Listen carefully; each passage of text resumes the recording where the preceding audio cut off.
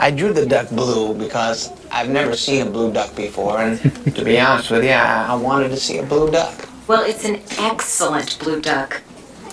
Congratulations.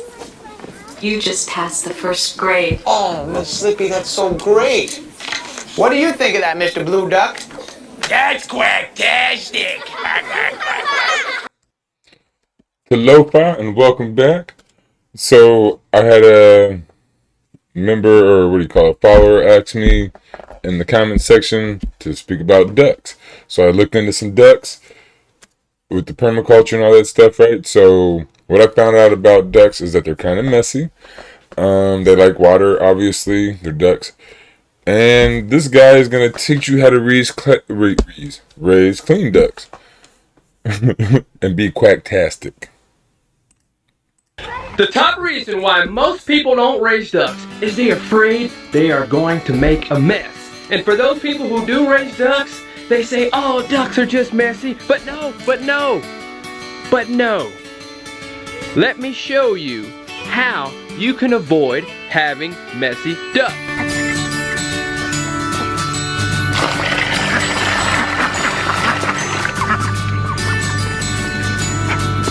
So this first contraption he's about to use, I thought it looked like it was going to be kind of inhumane, but when he puts it up, it's not at all. So I was like, at first I was like, whoa, this doesn't look quite right, but is with kiddie pools. Give it a second. Yes, they try to let their ducks have total access to water in these kiddie pools all day long. And as a result, they have water everywhere. Imagine if you were to have one of those kiddie pools inside your house with some kids. Right. What would you have? You would have a mess. And that is the right. same thing that happens with ducks. And it's not just kiddie pools where people make the mistake. People also make the same mistake with one of these and with one of these. Let's watch the mistake unfold.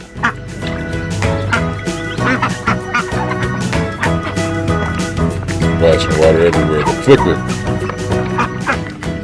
Now, let me show you one simple way to keep your ducks from making a mess with their water.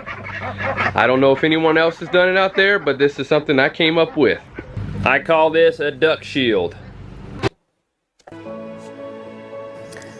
The duck shield, it doesn't look crazy, but the way he sets it up at first, to me, I was like, what is he doing exactly? But it's pretty cool.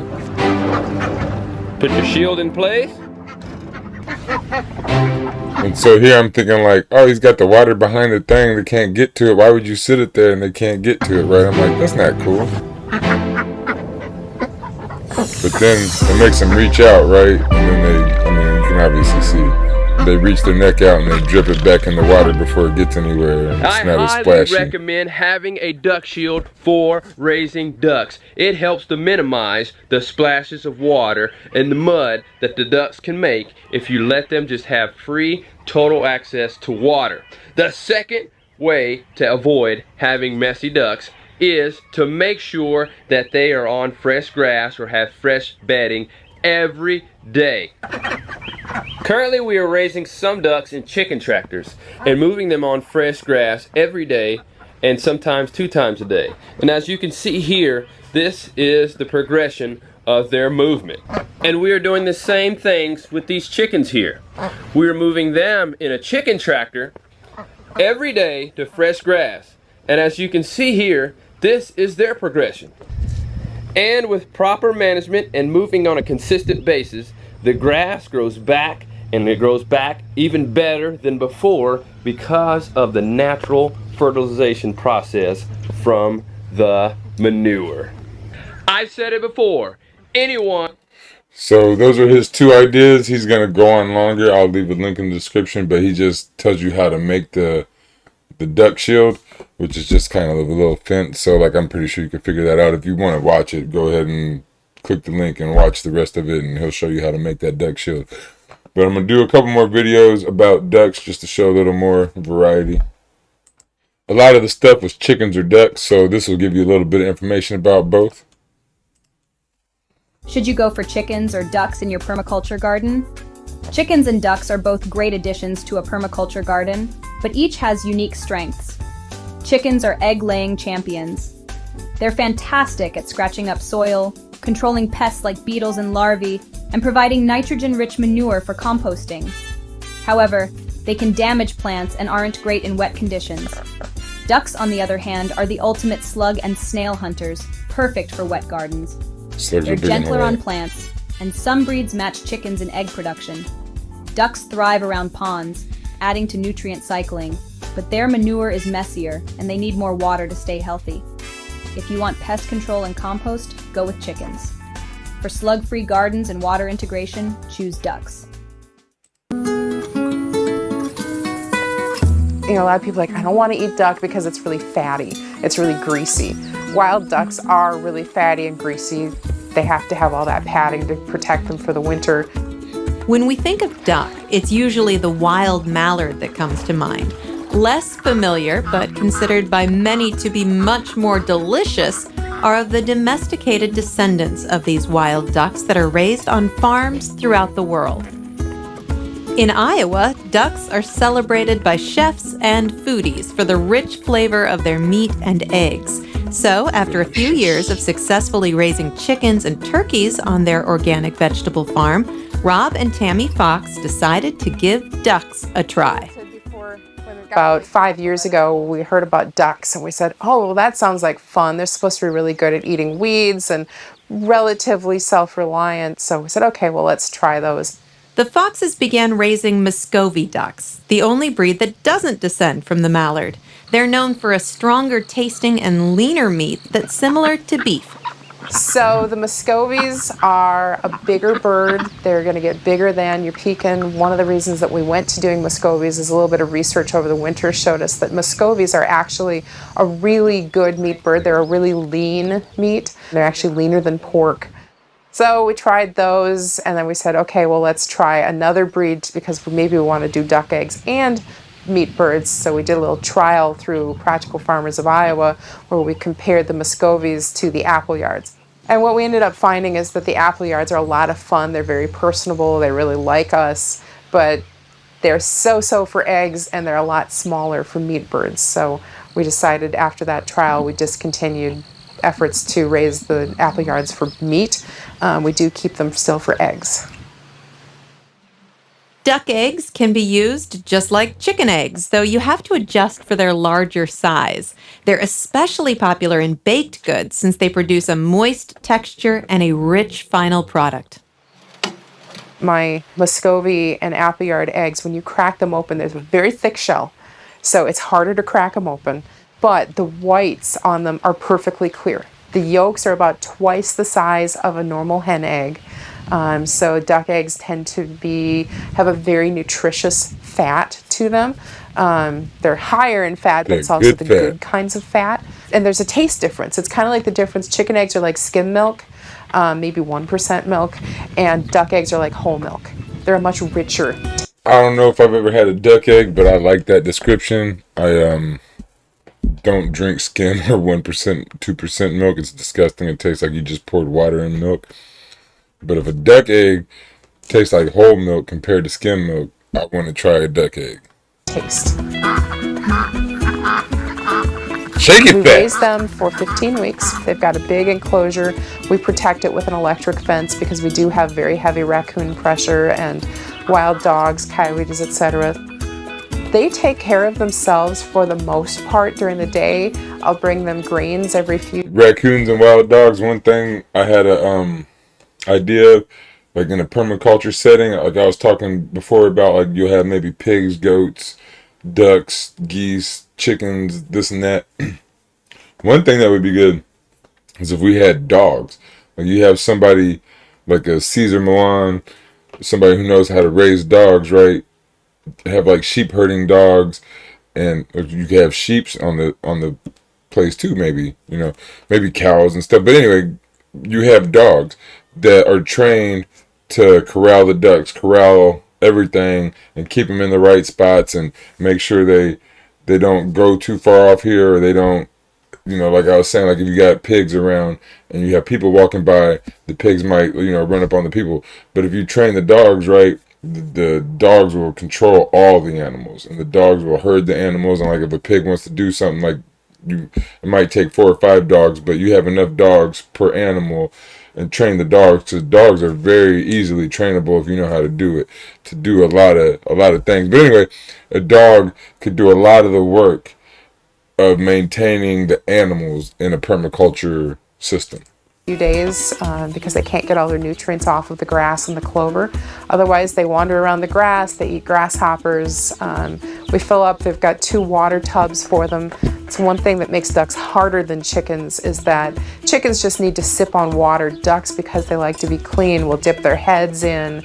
They want to get in the water, they want to splash it around. So they'll again, eat a little bit, they'll get feet on their bill, and they'll... Like in the last video, he said you can use a duck shield, but if you have like free range ducks and a lot of land, then like I'm in Hawaii, so like my ducks would just be on the land. I wouldn't have even an enclosure for them unless you like necessarily have to keep them safe. But again, like with the dogs, if you have the ducks on the outside, like the dogs would sleep in a circle around the ducks, right? And nothing could get to the ducks. The dogs would wake up and protect them. Clean off in the water trough, so the water trough gets pretty dirty pretty quickly.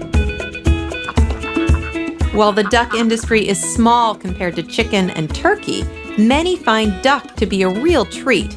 One And I haven't brought up turkeys yet in my videos, but also turkeys. You could bring in turkeys into the farm and what do you call it, permaculture and all that. that is definitely worth seeking out at the market. You cut into a duck breast, and it's an awful lot like cutting into a really good filet mignon. Ooh, that sounds delicious. I like filet mignon. My favorite. And then that inner one is one we can protect them from predators. Permaculture compost system down here. on Molokai, Hawaii. So we actually use those as surrogate mothers. I'm on Oahu, which is a different island. This is a much smaller island. Not a lot of people here. Hey, I'm Piano.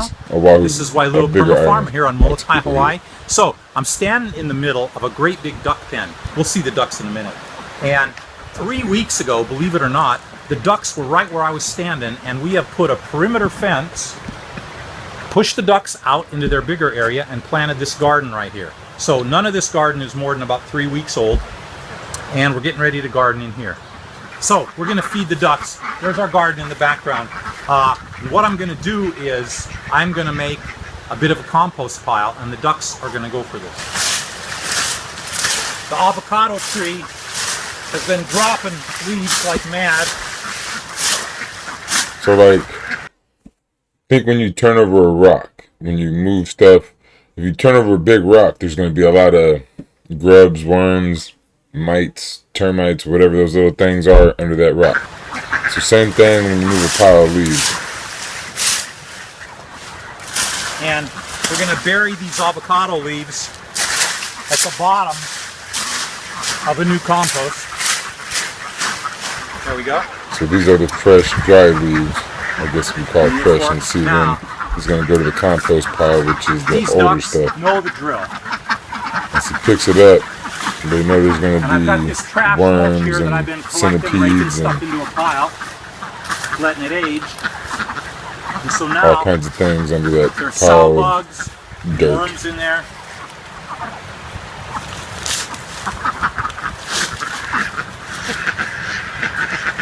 It's great food for them, These which ducks turns that are into coming poop, which to turns the front, the into most aggressive food ones, for your vegetables, are the ones that are laying plants, eggs right now. trees. All the drakes, the guys, they're standing back there just keeping guard. They're not really hungry because they don't have to lay eggs. So, you know, in permaculture, we don't really build compost piles as much as we have a compost system. And what I'm really doing is I'm feeding my ducks. Right, so what he's doing is I just did this one about 2 or 3 days ago. he's putting the dry If I stuff move on it- the bottom, right? And the stuff that's already broken down is all wet and whatnot. So you put the dry stuff on the bottom, you put the wet stuff on top, and the moisture will soak down into the dry stuff and break down the dry stuff. But the stuff with moisture already has like microbiomes or whatever, like little microbes in it and little things that eat it and then poop and make like poop, or what do you call it? Soil is compost is just really animal poop or biome poop, bacteria poop. It's like dirt is poop. Bit. And the cameraman doesn't scare them away.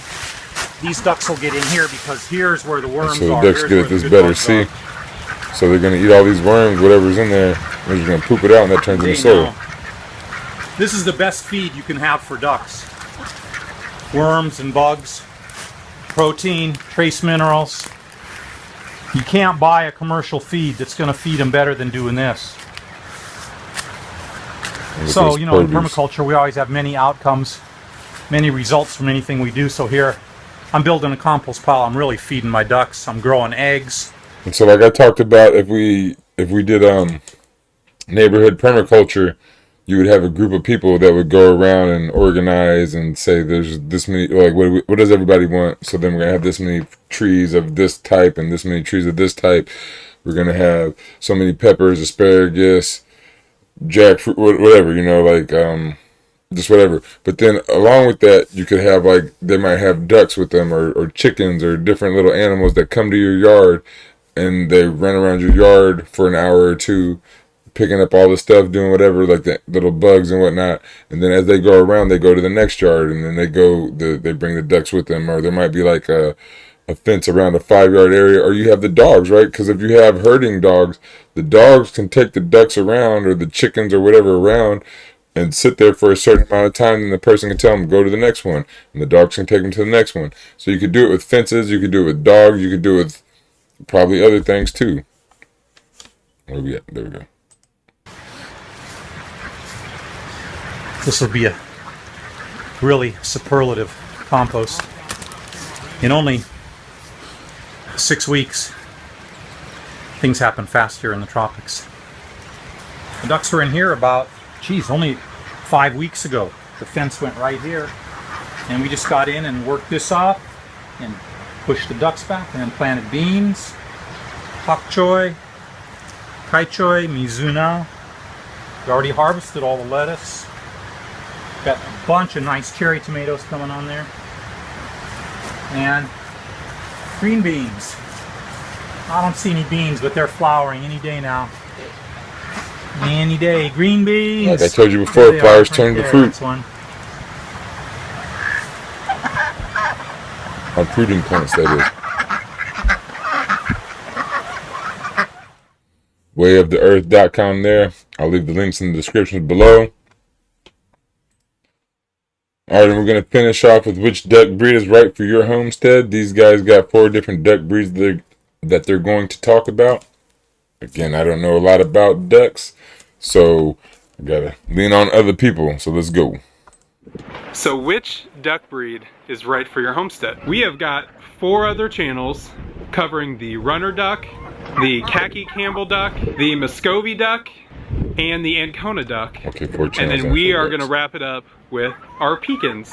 Oh, so let's 5 get right ducks, into 4 it. channels. Let me send it over to Meg at the Holler Homestead. So we have 2 ducks on our little suburban homestead. One, the female, is a black runner duck, and she has recently gone gray. All of her feathers are turning white. I don't know if it's the stress and she really doesn't like us, or if she's just getting older. And then the second, the male, I don't know what he is. As far as I can tell, he is a magpie. Everything I've looked up, that's the coloring that he is. Honestly, we didn't do a lot of research before we got our ducks. They were rehomed to us from some friends who didn't, I don't want to say didn't want, but couldn't handle them anymore. So they have been our ducks for about 2 years now. They are both pretty skittish. She is very, very nervous. She is very skittish. She doesn't like having people around her. It's very hard to get close to either of them. I don't know if that, I know part of it is because of the breed. And this will bring us to a familiar face from this video already. Thank you so much to Meg at the Holler Homestead. Now let's send it over to Mike at the Big Pond Farm. He's the pit farmer. Mike and Seda. Dixon here from Big Pond Farm. And here on our farm, we raise khaki Campbell ducks. And we absolutely love our khaki Campbell ducks. In fact, we actually like them better than chickens. We've raised chickens before, and we continue to raise chickens right now. But chickens are the ones that got us started in farming to begin with. But then once we started raising ducks and raising them for a little bit, we come to find out we actually like ducks better than chickens, don't we? Yeah. And the khaki Campbell breed is an excellent breed for anyone on the farm who's looking for a good egg laying or egg production bird. The khaki Campbell ducks are absolutely fantastic. The khaki Campbell duck originated back in England in the 1800s when a lady named, I've seen her name pronounced 2 different ways, Ada and Adele Campbell, bred Indian runner, rowan, and a wild duck that was probably related to the mallard duck in some way. She bred the 3 of those and came up with her own bird, her own duck, the khaki Campbell duck. And that's where the khaki Campbell originated from. It was bred specifically for egg production. Any of you out there who are looking to raise ducks, I highly recommend the khaki Campbell. It is an excellent duck to have on your farm. She looks excited. I can't think of any cons of why you wouldn't want to raise it unless you just don't like ducks to begin with. They can be messy if you have them confined in a certain area, but you know what? Chickens will be messy, dogs will be messy, any animal that you have will Kids be will be messy messy, if you don't right? let it get around and express the animal characteristics that it's given. That's it from Big Pond Farm. Thank you. Isn't Mike just One more duck. Going to tell you a little bit about our ducks. So most of our ducks, as you can see, are the same breed. You see this group that's staying together, we're all hatched out together.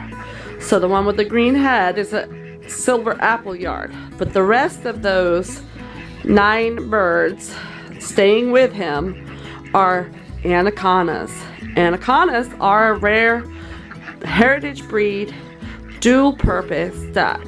So what does rare heritage breed mean, really? The Livestock Conservancy used to list the anaconda as critically endangered. In 2000, they were on the critical list. There has been a lot of breeding happening so that they have been moved up to just the rare category. So that's another thing we can do with permaculture and breeding. We can not take animals off the endangered list, but help them maintain, numbers or whatnot. Very happy to find out that there was a farm nearby Population. that had this breed and that I could get some hatching eggs. Dual purpose implies that they are Dual threat. great egg layers and they are great meat. So you see by their size status, Eggs and meat. they're a pretty big duck. So they would provide a very good meal for their size. So they are in the dual purpose category because they provide a good amount of meat and they provide a good amount of eggs. You can expect somewhere in the realm of 200 to 300 eggs per year. 300 being on the really high side. We are getting some bluish green eggs from our anacondas. You can. So it's every other day to a little more than every other day. 365 days a year. 200 is a little more than every other day. So you're gonna get more than an egg in every other day, at least. Also get white ones. So I'm not sure who lays what. The ducks lay all in the same yard and they just lay on the ground. They don't tend to go in the nest box and lay their eggs. So they're always in a little puddle of mud.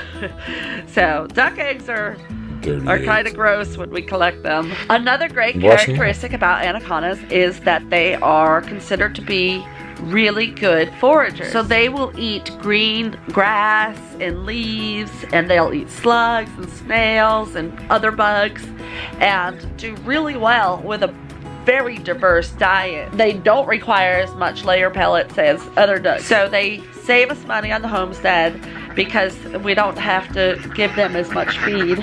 Anacondas, as you can see, come in a variety of colors, usually of the black and white type, but you get some buffs in there and some grays and some blues.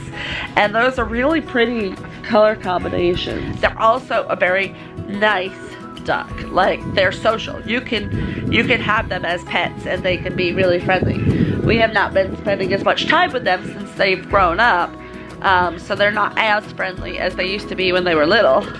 But if we had continued holding them and petting them, they would be a lot more friendly. They'd be walking up to me right now. They're certainly But again, not that's why you should have dogs. They're not a flighty duck. They don't fly. Dogs aren't only man's best friend, they're a companion animal, right? So if you teach them to be companion animals and herd animals for all these ducks, like say sheep, pigs, whatever's in your permaculture garden, I think dogs could play a huge part in that. fly. Most domestic breeds don't really fly that much, but they don't fly. They haven't tried to fly over the fence, not once. So we're gonna be moving them again. I've seen that a lot in the videos. Ducks don't fly very far. They can go up a little bit, but not very far. Chickens are kind of the same. They can get up about 20, 50 feet, maybe fly for about 10 seconds, and they go back down. Ducks, I don't think, get that high. But yeah, and especially with like herd animals, like a dog or stuff, like we can keep these. You don't even need a fence if you have if you have dogs, like teach them how to do stuff. And in the spring to another section of the Kinda like a pasture dog so that thing they right get now, my fresh bad. area so But that I they just can thought make it all about it, I muddy. think, That's in the this one thing video, with so. ducks is they do require a lot of space because they get so much of their space muddy. So moving forward for us, anacondas are definitely what we are going to be trying to focus on. She keeps saying anaconda, but it says ancona, and there's no, it's not anaconda. Like that's a snake, but I mean, I digress. My Muscovy. My Muscovy are the nicest, friendliest ducks, but they don't lay as many eggs. And really, we would like to have a good egg production going so that we can have eggs be available to our customers. So anacondas coming off the heritage list. So yeah, it depends. You got the nice ducks. It depends on how much area you have, how much land you have. But if we do this in a neighborhood style way, you want the nice ducks to be in the neighborhood to counteract the aggressive ducks or whatever, the aggressive geese type of stuff. But then also the dogs. I'm on a little tangent right now since I thought that. But if you want to manicure the neighborhood, you want people in the neighborhood to help keep the ducks calm. And then like little kids, they love animals, right? So as little kids grow up, like the adults and the parents might not want to mess with the ducks or certain things, but the kids will come and play with the ducks and play with different animals and do stuff. And as they grow up, some kids will go away and not play with the ducks as much, but some kids will really will love animals and love nature and want to play with the ducks more and swim with the ducks and swim with the alligators and stuff. Like the more you see on YouTube now, you see all kinds of people doing all kinds of crazy stuff with animals. So yeah, like it's not, everybody's going to have a different thing that they want to do the most, but we need to do we need to do everything, but not everybody needs to do all of everything. Everybody needs to do a little bit of lots of things. Providing lots of eggs, and the fact that if we have too many drakes, we will be able to process them as a dinner for our family. Sorry. So that is some of the reasons why we have chosen anaconda as our duck on our homestead. And I hope that you guys have learned a little bit about this breed from me and that you are encouraged to try them out in the grow ducks, grow chickens, grow food, grow anything. But yeah, so I had somebody tell me that they wanted me to talk about ducks a little bit since I was talking about chickens. Permaculture uses all kinds of animals. So ducks, mallards, chickens, turkeys. I totally left off turkeys. Who has turkeys out there? Leave a comment, like, share, subscribe. But animals, all that stuff, we're going to need that in the future, now, eat, all that stuff. We will talk to you later and keep getting your information from across the spectrum.